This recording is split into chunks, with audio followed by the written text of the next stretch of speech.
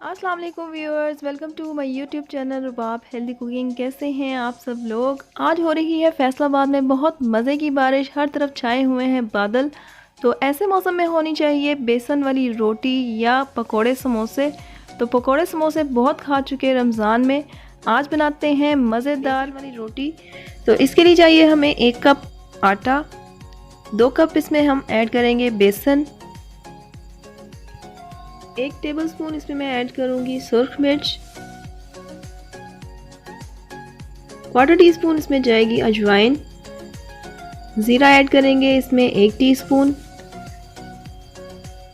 धनिया पाउडर इसमें ऐड करूंगी मैं 1 टीस्पून, नमक जाएगा इसमें 1 टेबलस्पून। आप अपने टेस्ट के मुताबिक इसे कम ज़्यादा कर सकते हैं।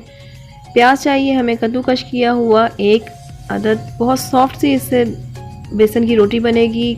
सब्ज़ मिर्चें इसमें डालेंगे हम ग्राइंड की हुई, पानी नहीं उसमें शामिल होना चाहिए। और इसके साथ हम इसमें शामिल करेंगे सब्ज़ धनिया। 2 से 3 टेबलस्पून इसमें कुकिंग ऑयल डाल के पानी के साथ इसे गूंद लें और आटे को हम रख देंगे 30 मिनट्स के लिए ताकि ये सॉफ्ट हो जाए। बहुत हल्के हाथों से इसको हमने बेल लेना है क्योंकि बेसन की रोटी जल्दी टूट जाती है, लेकिन बनती बहुत मज़े की है।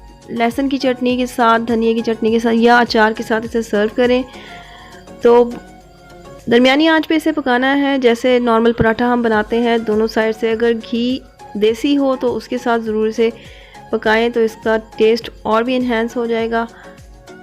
तो मज़ेदार सी हमारी मसालेदार बेसन वाली रोटी हो चुकी है तैयार। एंजॉय करें इसे और ट्राई करें इस रेसिपी को। अपना फीडबैक दें मुझे कमेंट्स में। अगर आप मेरे चैनल पर नए हैं तो इसे सब्सक्राइब करना मत भूलें और बेल आइकन को ज़रूर प्रेस करें। Thanks for watching. अपना बहुत ख्याल रखें। अल्लाह हाफ़िज़।